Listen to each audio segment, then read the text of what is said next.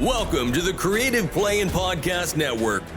Join us as we share our favorite RPGs, one-shot games, tabletop games, reviews, and convention panels. Sit back and enjoy the show.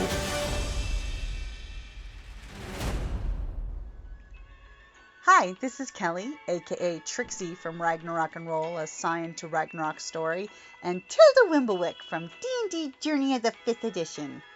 First off, I would just like to say thank you to everyone for listening to our varied adventures, as well as for rating us on iTunes and rpgpodcast.com. If you haven't rated us yet, we would greatly appreciate it if you could. And if you're looking for more ways to support our efforts, we are now on Patreon, a great site where you can help us continue making more podcasts, as well as some special surprises for our patrons. If you can, please look us up at www.patreon.com/cppn. Every little bit helps. And again, thank you for listening. Well, anyone who gets up at 9 a.m. is a little bit awesome, so, Or in need of therapy. Well, there's that. Actually, for me, I used to refuse to do 9 a.m. panels. Then I became a parent. But I thought I'm up anyway, and it is my turn to step forward. Yeah. What you never want to do is a reading at 9 o'clock in the morning. I made that mistake once. Yeah. So I sat there for 25 minutes, said, nobody's going to be here, and I went home. I'm no longer good for 9 p.m. panels, thanks to being a parent. Isn't it midnight now? 9 p.m.? Is it midnight? Thomas, have you elected yourself the moderator? No. It sounds that way, I just doesn't talked it? to All right, you. fine. I will elect myself moderator. Oh, Since no. nobody wants to do this. Oh, no. He volunteers for tribute. Good morning, everyone. Welcome to this 9 a.m. panel at TusCon 51. We're so glad you have come to join us.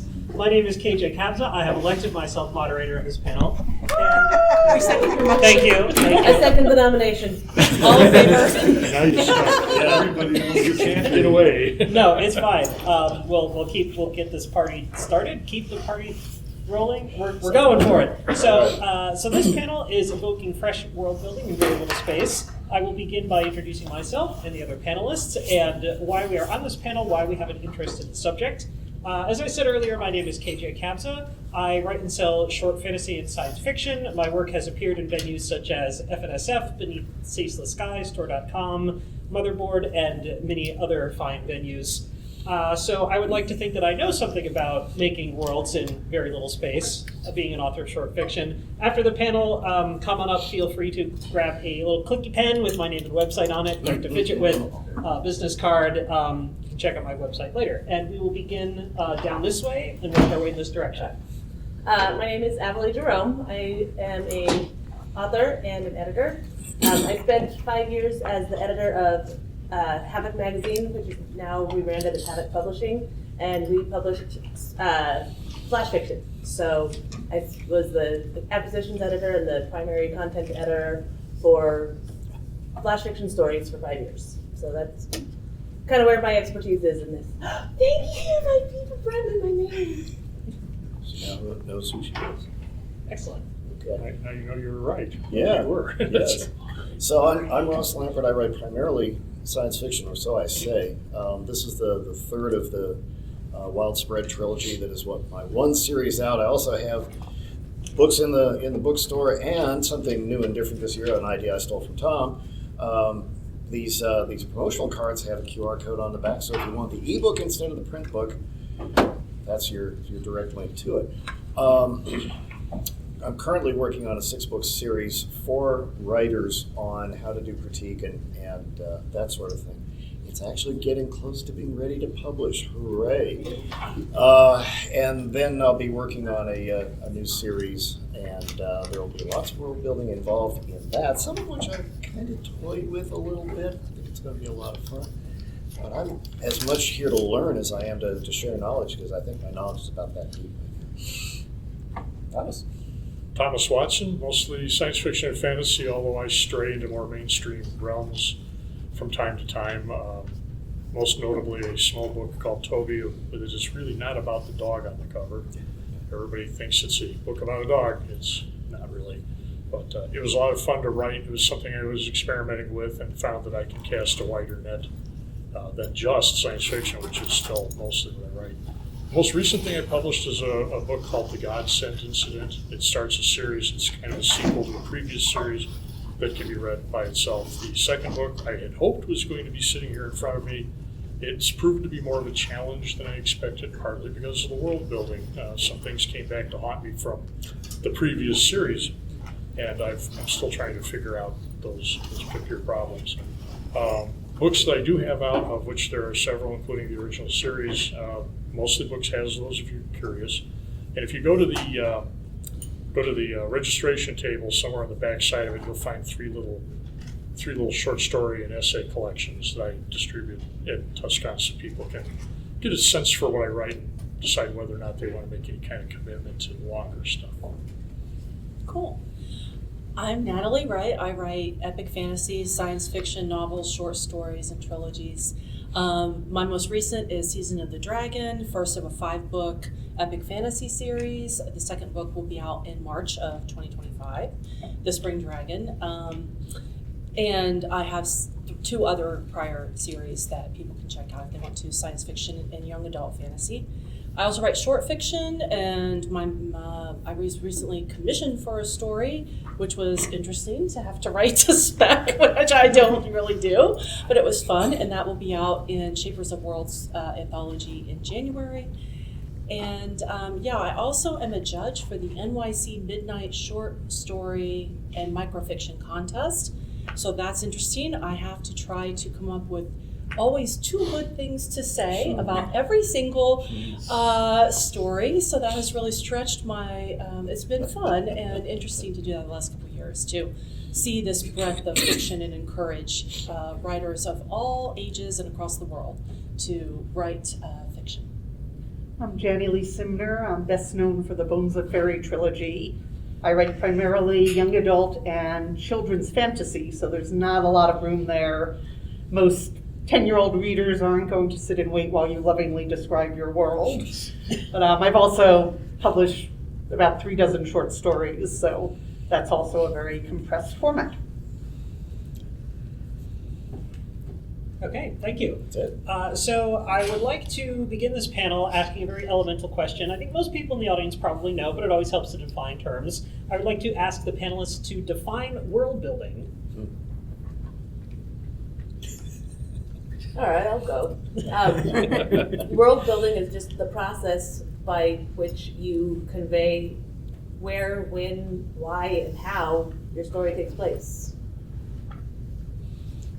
That's a good workable definition. Yeah. I mean, it's like everything else with writing. You know, if you talk to 10 writers, what is world building? You're going to get slightly different definitions. For me, it's a way of creating something that's a little livelier than a stage setting.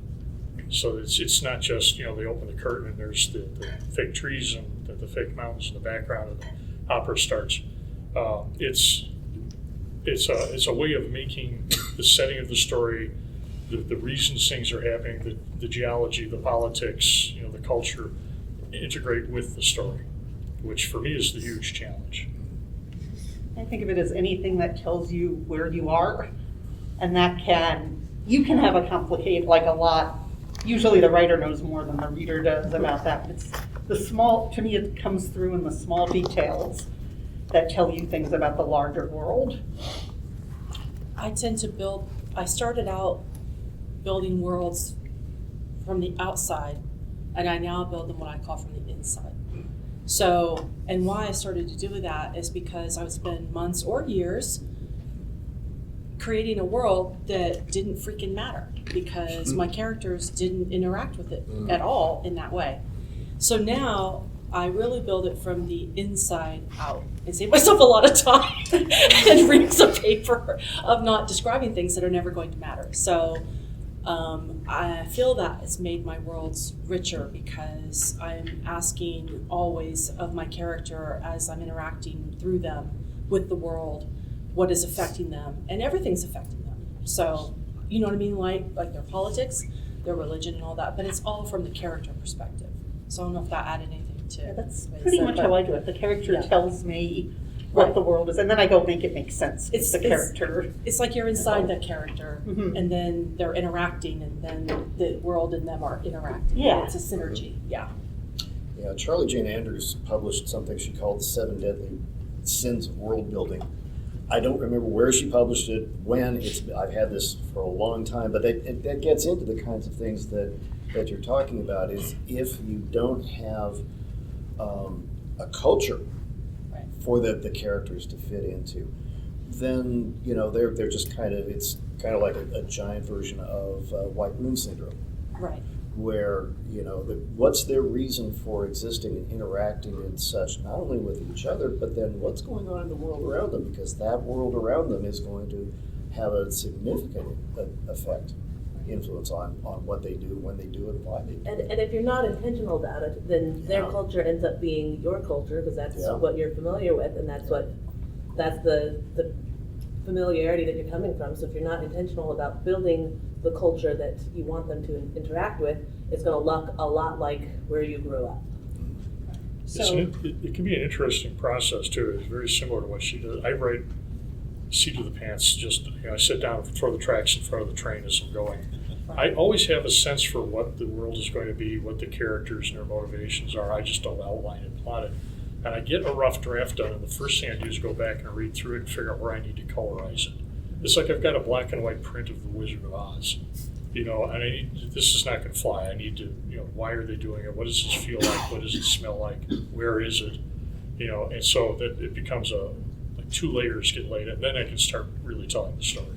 It's interesting that you say that, because I'm much more of a plotter. And so for this series that I've got coming up, where I'm already thinking about what that environment is going to be like, I need to sketch that out first. So, yes, it'll be very sketchy, but it'll give me that sense of place for where this character exists and who he is interacting with. So then I'll be doing the coloring inside and outside the lines to make that work. But I have to start kind of the other way. So that's kind of like you were talking about, coming from the outside in. At least for this particular series, I think that's the way I'm going to work. For this series, it was very much much more of a pantsing kind of thing, because first off, it was America in 2035, presumably past Donald Trump, not to be political, but that was a world that I could kind of already look into. This one is going to be very much different. I think you were going to say something. I stepped on. No, sort of. I was going to ask some panelists if they felt like clarifying the difference between just establishing a setting and outright world building as it pertains specifically to fantasy science fiction. Because I think we may have skipped right over into how important it is to build a culture and etc. Without mentioning that if you're making up a culture, like how is that different from setting something in the actual world where readers already know? Sure. Or can reasonably project. For me, I watched a master class with N.K. Jemisin, which I highly recommend if you can do that. And so the master, it's and that came at a great time for me, because I was just starting to build this in 2016, 2017, and she was talking about, she starts with the solar system, the galaxy. She's coming from way out here and then coming in to build a completely new world. And that was really helpful for me, to start way out there and define all those things. And then lo and behold, it's like, oh, okay, well, this planet is this size. It has this kind of suns. So there's almost like a sci-fi aspect to the fantasy world building, where you're trying to think through, what is different about that solar system than, say, our solar system that could then impact the planet that I'm on. And instead of just being Star Wars, cool, we have 2 suns, but what does that really mean when you have 2 suns? And can those 2 suns be different than just 2 of our suns, right? Mm-hmm. And so then that really began to develop the whole thing. And then, wow, if this culture maybe worships nature, what are the gods like? And because of the environment, and so forth and so on. So that I found her conversation about that helpful, to come from the really large and then bring it in,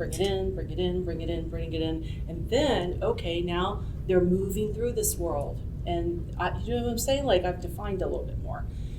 So anyway, I don't know if that answers your question, but the world is interacting with the people are interacting with the world, and the back and the forth and the back and the forth, so that you have a more clear sense of not just the setting, but how they're going to interact with that setting.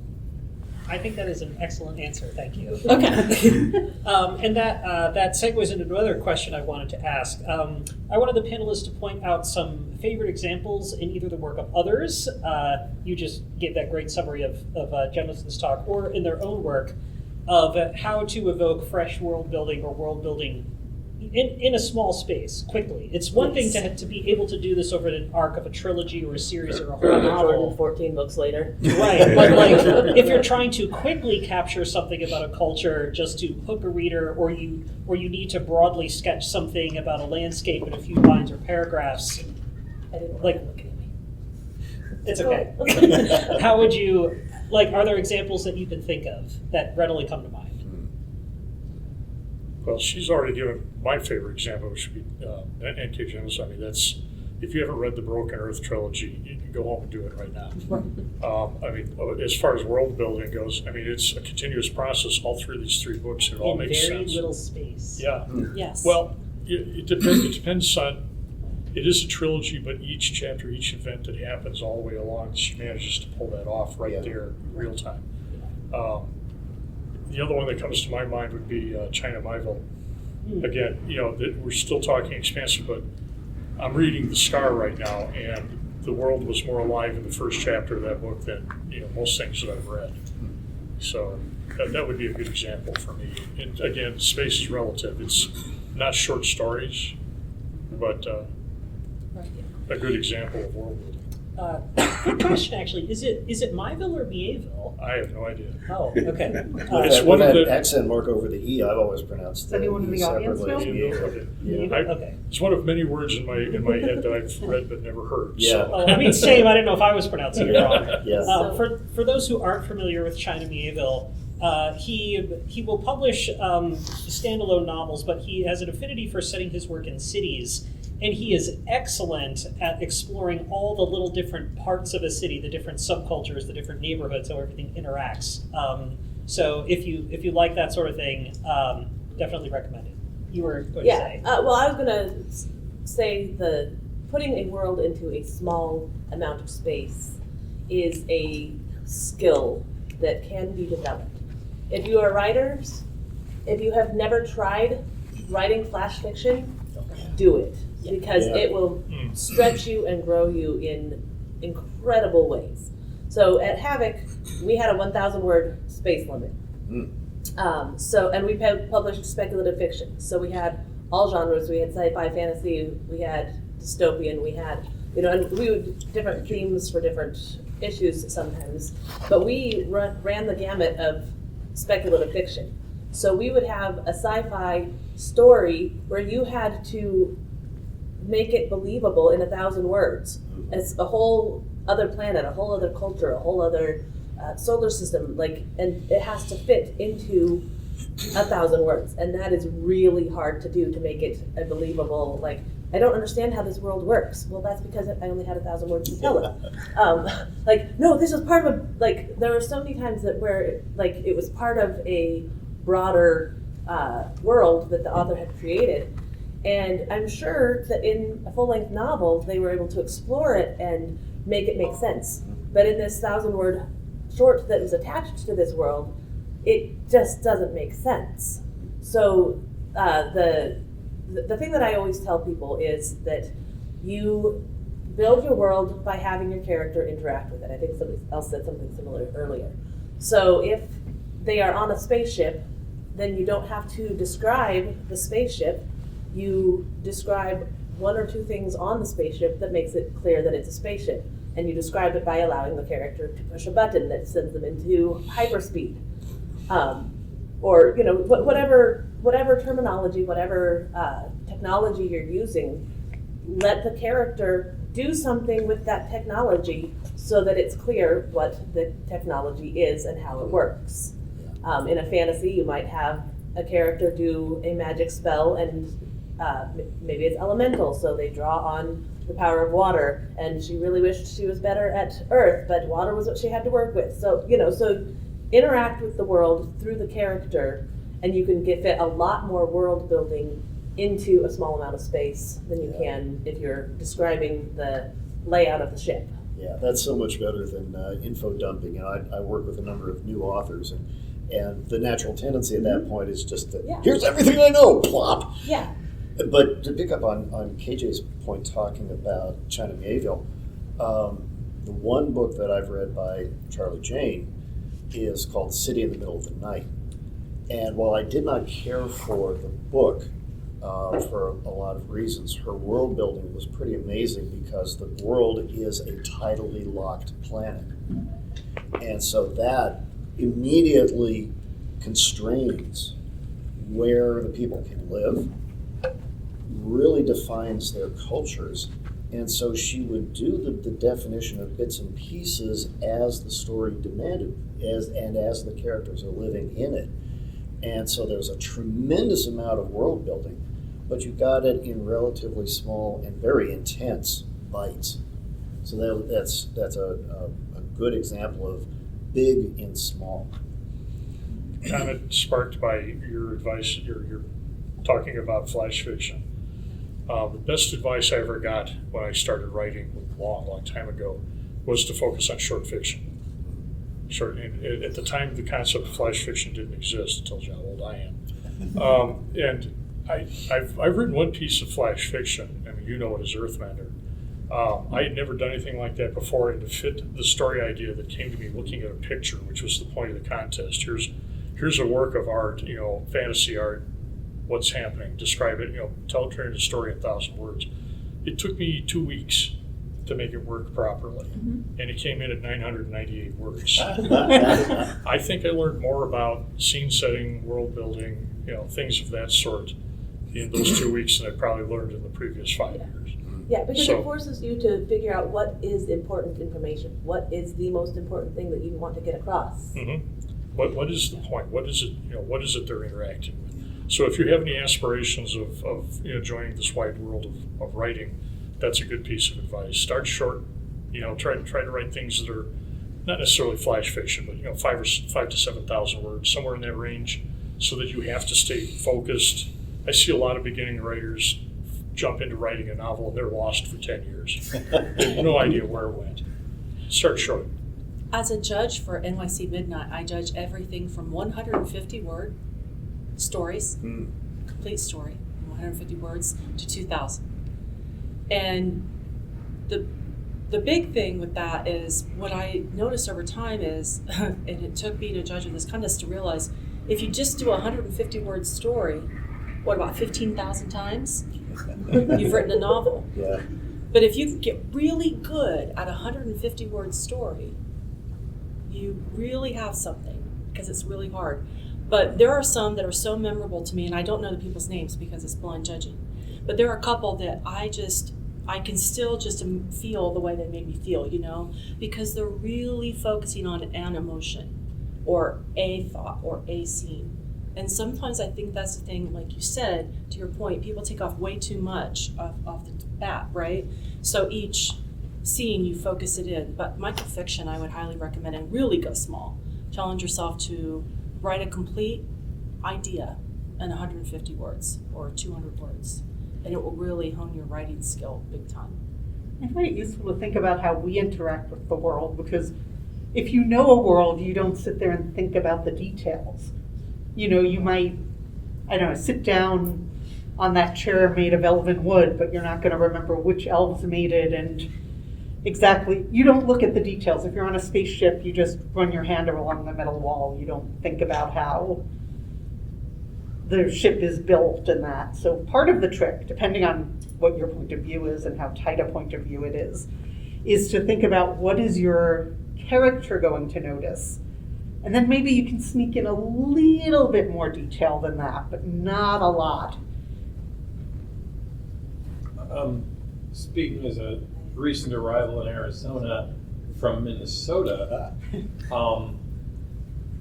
that's for a world coming to Arizona from Minnesota has been like getting dropped on an alien planet. and I do notice things. Welcome. Oh, yeah. Yeah, like everything here wants to kill you. Yes. Which is very different from Minnesota. Minnesota, I can walk across a field and I might get a wood tick. If I walk across a field here, I might end up in the hospital. Bones of Fairy, the plants are all trying to kill Yeah. everyone, Yes. and it was very influenced by moving here, because, Yeah. everything is dangerous. I was going to mention your world. I read this book when it came out, and I still can envision that world. So this is great world building over here. But that, if I may, that's a great Yeah. point as Yeah, far no, that's- as, thinking about when you're building a world, when you're working on something that is so totally different from what you're used to or what you think your readers are going to be used to, that stretches you, that challenges you, and that could be a lot of fun. And what I've learned to do is when I'm doing that very first draft, I don't worry about would the character. I mean, if the character's in a new situation, you want to describe the things. It's new to him too.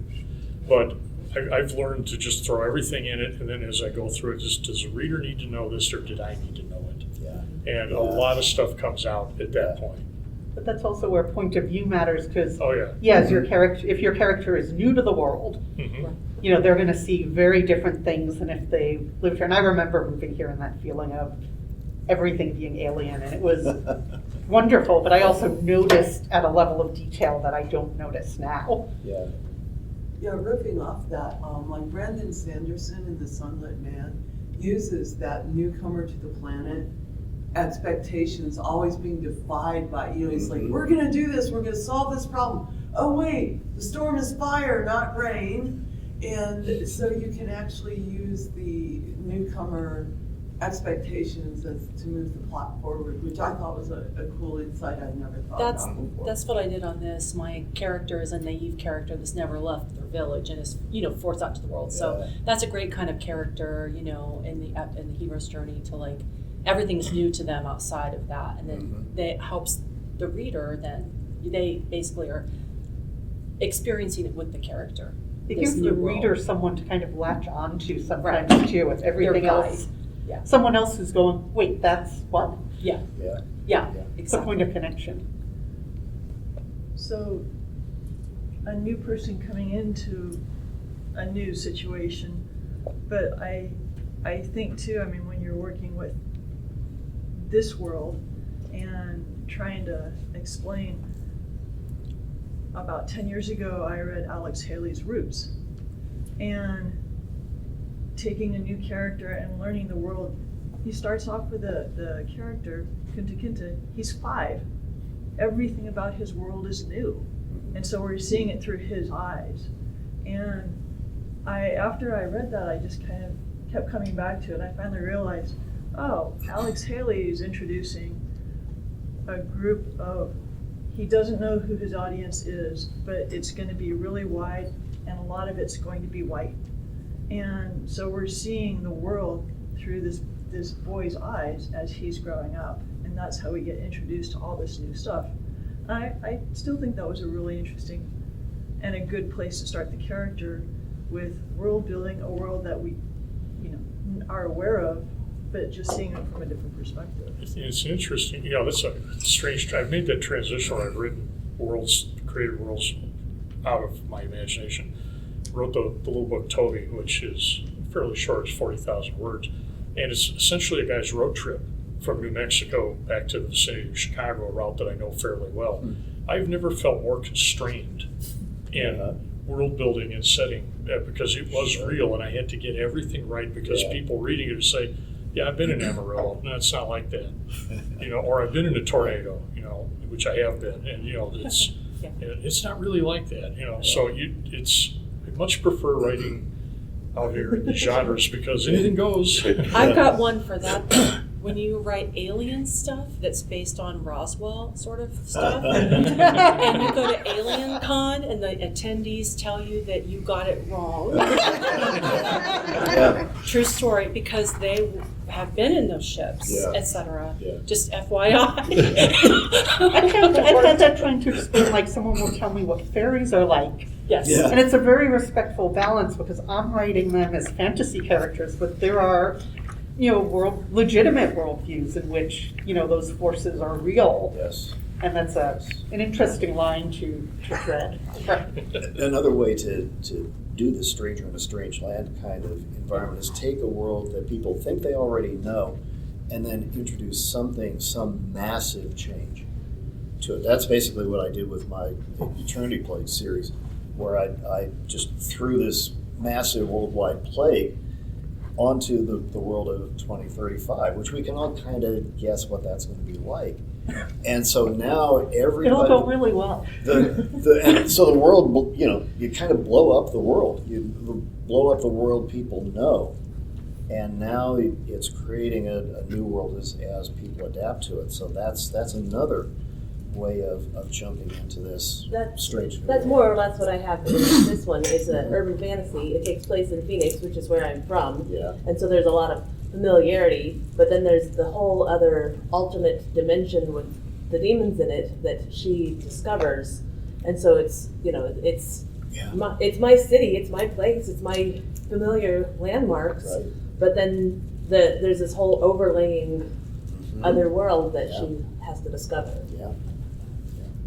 So we've talked about a few different ways of world building, taking something familiar but making one big change to it, or starting from way out on the level of a solar system and then seeing how that trickles down, or starting from the viewpoint of like a child as a way of introducing people into the world. Can anybody else think on the panel of broad examples for kind of common, not tricks exactly, but like types of world building that work well if you like lean into it? I think she mentioned one that it's one of my favorites. Neil Gaiman has done this, and others. A lot of people do it. The upside down, right?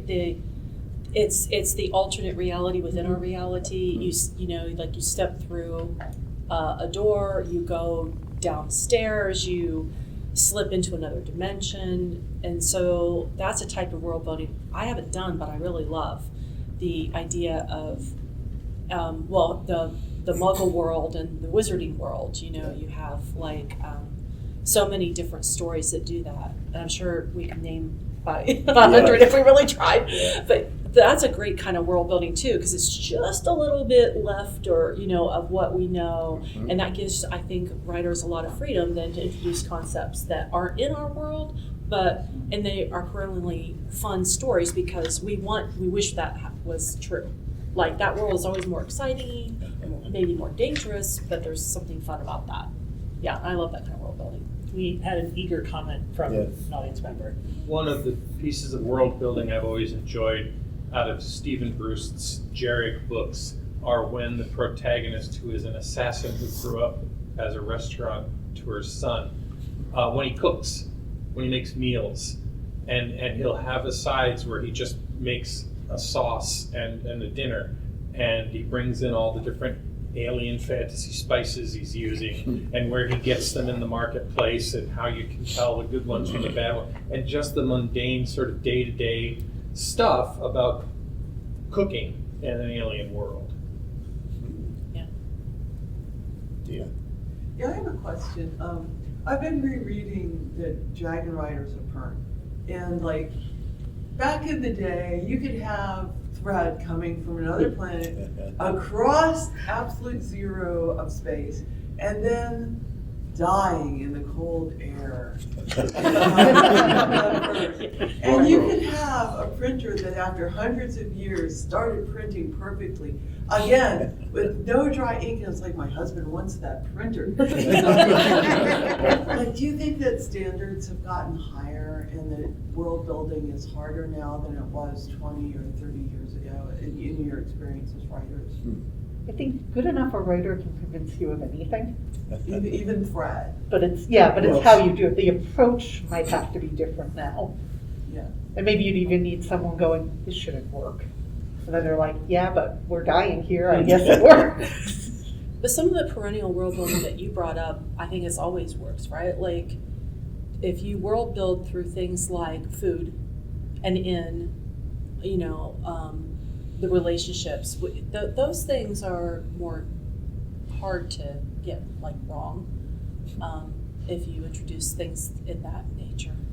I think there's a certain amount of truth to what you're hinting at, though. I think readers now, because of the way the genres have evolved and changed and built on themselves, I mean, I've been reading this stuff since the late 60s, and the changes, I just recently read some of Asimov's Foundation stuff. Mm-hmm. You couldn't get that published right now to save your life.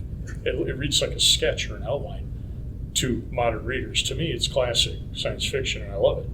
But over the decades that I've been reading this, it's become more sophisticated, more broadly based, in some cases more mainstream, and more detailed. And I think because the readership's been evolving with it, it's harder to get away with things like that because people are more aware of what was done and what's being done now. And when you've got that contrast in your head, if somebody said, yeah, this printer's going to work 1,000 years later, anybody that's had a bulky printer is going to stop and say, oh. So yeah, I think there's been an evolutionary process over the history of the genre. As science and technology has evolved, the expectations are higher. Mhm. Like, Oh, yeah. you know, 60 years ago, we didn't know how some of these things worked. So you could make up, well, this is probably how it works. This is cool. This is how this works. Yeah. And people would buy This it was because they science didn't know fiction. Yeah. better. Yeah, exactly. Oh, Now- video phones are like the ultimate world building thing that we didn't realize. The detail we missed was that everyone takes them for granted. Yes. Right? Yeah. So Yeah. so as technology evolves, now we have higher expectations. Like if you have something scientific that doesn't match what we know of science, people are going to get mad. Yeah. Because we know these things now. So you So have a question here. I compete in the NYC Midnight. Unfortunately, like this weekend happened to be the 250 word contest, and there's like no way and I'll spend just as much time on 250 words as like 2,000 exactly. trying to get it to work. But like last year, I had the chance to do a 250 word sci-fi one. Is you always get assigned a genre, you don't get to pick your genre. So And the judges get assigned genres too, and we don't get to pick. No. Oh, I didn't know that. So anyway, like in this, so one trick that I had used that, you know, because it's really hard, every word counts, was to like use a term like pleasure bot in mind. And it's just 2 words, but it's strong enough where people can form an image or an idea, and you don't necessarily need to define it, right? You can let the reader's own imagination take that with you. So I'm kind of wondering, how much do you sort of like try to use sort of like the common consciousness, right?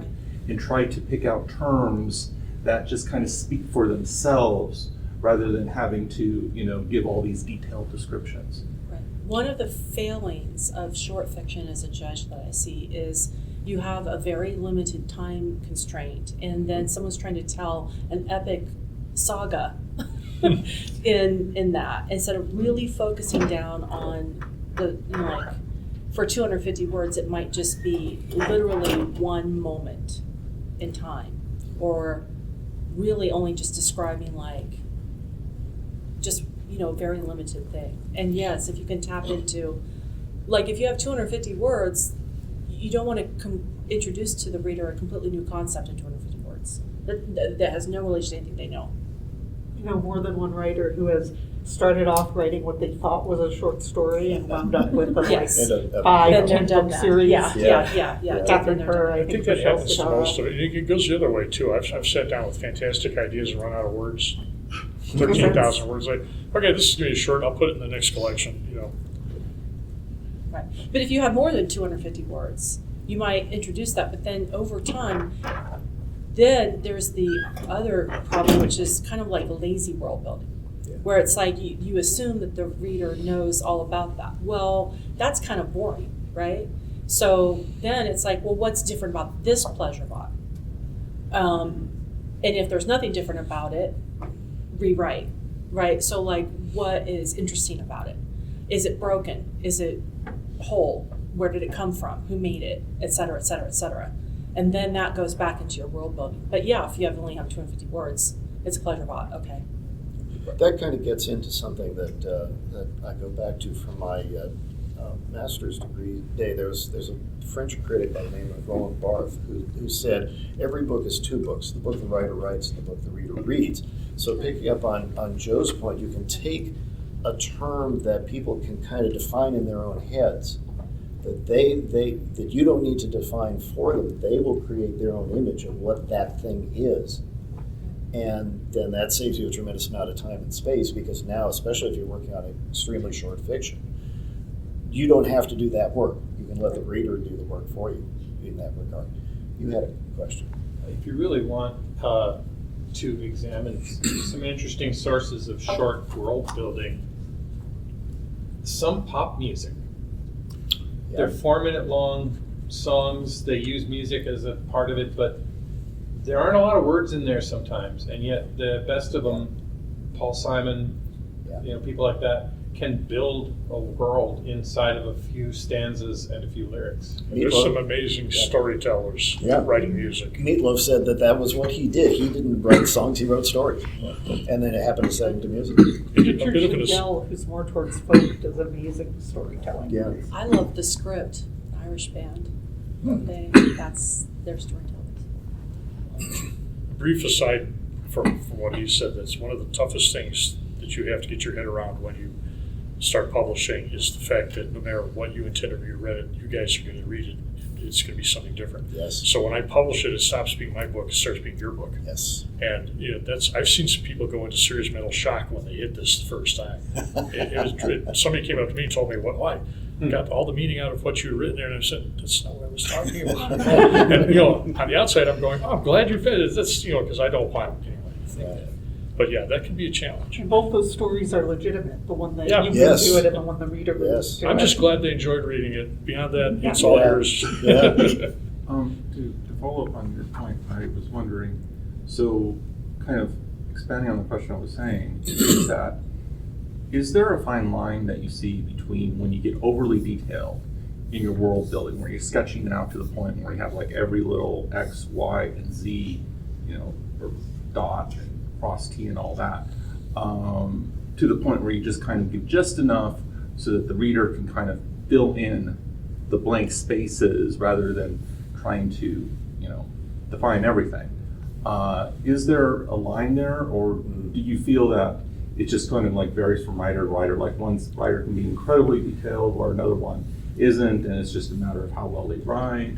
If there's a line, it's really fine and nobody knows where it is. It's entirely subjective. Yeah. I think ultimately you have to make the reader believe there's more there, and there's a million different ways to do it, from showing all the more that's there to implying it in different ways. The reader doesn't have to see it all, but they have to believe it's all there somewhere out of sight.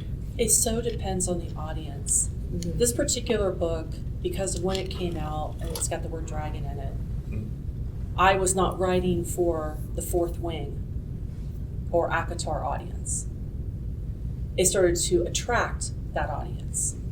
So that's been tough, because I have a 30-page glossary, because I'm writing for people who maybe read Wheel of Time, Game of Thrones, other writers like that. And that because I was inspired by those kinds of stories in my past. And so the reader who's reading romantasy as it's currently defined by writers who don't typically write epic fantasy, the expectation of the world is very different. And the amount of patience they have for new information is very different. So that depends too. Now, I can't write for those people because that's not the kind of reader that I am. And so, you know what I'm saying? So but they will bring to the book their expectations, and you can't match all those expectations. You just have to be what you are doing. But I took a 160,000 word novel and knocked it down to 113 because that's what my agent said we need to get for a first time published epic fantasy in this market. And I was still about 3,000 words over what they really wanted. If you're reading Robert Jordan, 113,000 words, that's like a down payment on that. You know what I'm saying? That's not it. And I had to really tighten like a mother, to get it down to that. And so, and still, there are readers that are like, it's too much world building. I'm like, okay. You know what I'm saying? And, I made a flip comment about, nobody knows where the line is. Something I've discovered along the way, that most of us who write understand the concept of beta readers. There comes a point where there's no way the writer's going to be able to say this is enough or too much. Yeah. You're guessing based basically on your tastes and what you're doing.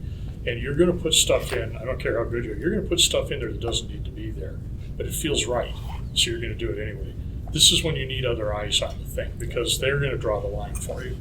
They're going to say, if you get a consensus 3 to 5 people, and the majority of them say, you're getting too worried here, or this is an info dump, you mark those areas out, take a very close look, because that's how you start fitting the big stuff into that little space. But yeah, at some point you have to admit that you're not going to nail it. You need help. Yeah. You need somebody to look at it, and then maybe that line starts to appear. I'm not sure that it's a line so much as figuring out where the balance is. Yeah, that's good. Between too much and too little. But again, Tom's point is well taken, because we can do the best we can do as far as figuring, okay, I balanced that about right, and then you give it to another set of eyes and they go, man, the scale's tipped way over this way or way over that way, and so then you're going to have to go back and see, especially if you get that consensus among multiple readers. Well, and that's what I was going to say, is make sure that you are not taking everybody's advice all the way, because they will contradict each other. Oh, yeah. But if you have more than a couple people saying the same thing about the same chapter, this chapter got really boring, and you have 3 people who all thought that chapter was boring, then that chapter was probably boring. Yeah. You probably need to rewrite that. That's why I threw consensus. Don't have 2 people.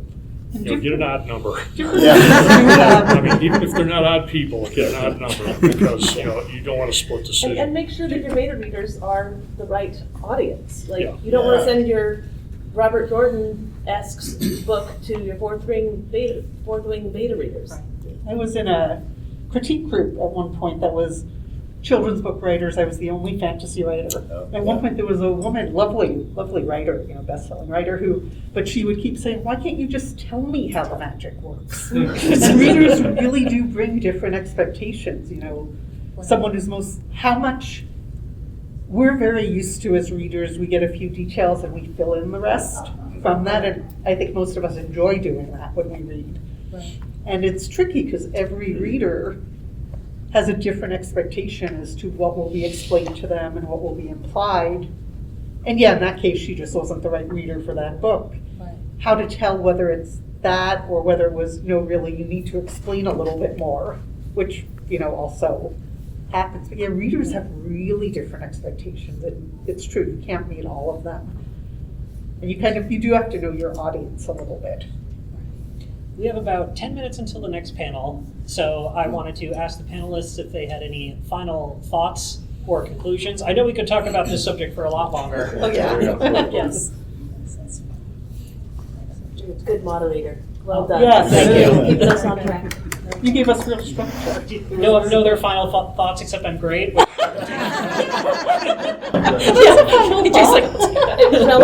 Something that just sort of pops into my head is that we're trying to be analytical and talking about lines and other people's opinions and where to strike the balance. And it's something that I see a lot of new writers don't realize until they really.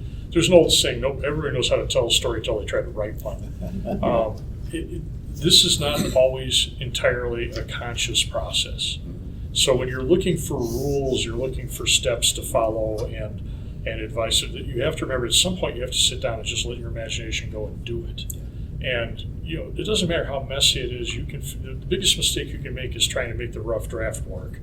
Just write the damn thing as it comes out, and you can go back and build the world. In fact, you're probably in a better position to do that at that point, whether you're talking long or short. And riffing off of that, there's an element of play in this too, I think. Mm-hmm. Just letting yourself go and have some fun with it. And then if pieces totally contradict each other, maybe that's a good thing. Or maybe it's the sort of thing to say, okay, that's got something, one of these has to go. But just kind of letting your imagination run free for that, I think has at least I'm going to try that with this world that I've got coming up that I need to you hear stories all the time about writers, sweating blood over the typewriter. It's like, if writing is that way for you, you should do something else. Because this is supposed okay. I just destroyed the promise. 9 a.m. and you've destroyed a career. Wow. I should have had more coffee. What about the rest of her book? Well, you'll need to talk to Tom about that. Tom. Is jumping from the third floor likely to be high enough? So the process for world building, like everything, it is so different for every single writer. And the hardest thing is just finding what works for you. I would say one thing I noticed with beginning writers, and I'm going to put myself in that, looking back at my early writing, and hopefully I'm getting better. People don't read about worlds, they read about people. Right. Yeah. And so, like I've been known to spend 5, 6, 7 years world building the world. And so the tendency is to want to just tell everybody about the whole world all at once. Because it's interesting. Yeah, But what's interesting in our world is the people. I mean, we're interested in the world because we're people. I don't know. But anyway, we read about people, not worlds. It's like when I take pictures when I'm traveling, I take all these gorgeous pictures of landscapes. When I look at other people's pictures or old family pictures, I only care about the pictures with people in them. Right. Yeah. Right. I think you have the last thought. Okay. My advice is if you want to get good at it, and this is where short fiction is really handy, write something that is not your genre. Yes. If you like fantasy, write a sci-fi or a western, because that will force your mind to work in different ways. Because if you are a sci-fi writer and you try to write a western in Tucson in 1850, you have certain rules and you have certain expectations and you have certain constraints that you have to work within, and it will really force you to tell the story that you're telling, not the story that you want to tell. And so, or if you don't like romance, write a romance, because it'll force you to get that character interplay, and it'll force you to get into their heads in a different way than you would in a sci-fi that's not romantic. I've done that a couple of times now. Yeah, it's a very rewarding experience because you go back to what you normally write and you're different. You're better at what you're doing because that changed perspective. Well, thank you. I think we now have 5 minutes till the next panel, so we'll end it here to let people get a chance to move and to let you all come up and take our postcards or business cards or ask us questions or what have you. Thank you again for coming. Thank you all. If you're all conscious at 8 o'clock tonight, go out to the West Courtyard and look through telescopes. Thank you for listening to the Creative Play and Podcast Network. If you enjoyed our show, please check out D&D Journey of the 5th Edition and Ragnarok Enroll a Scion Hero to Ragnarok Story. Also, check out our Patreon page for more content and behind-the-scenes things, as well as joining us for a one-shot game or two.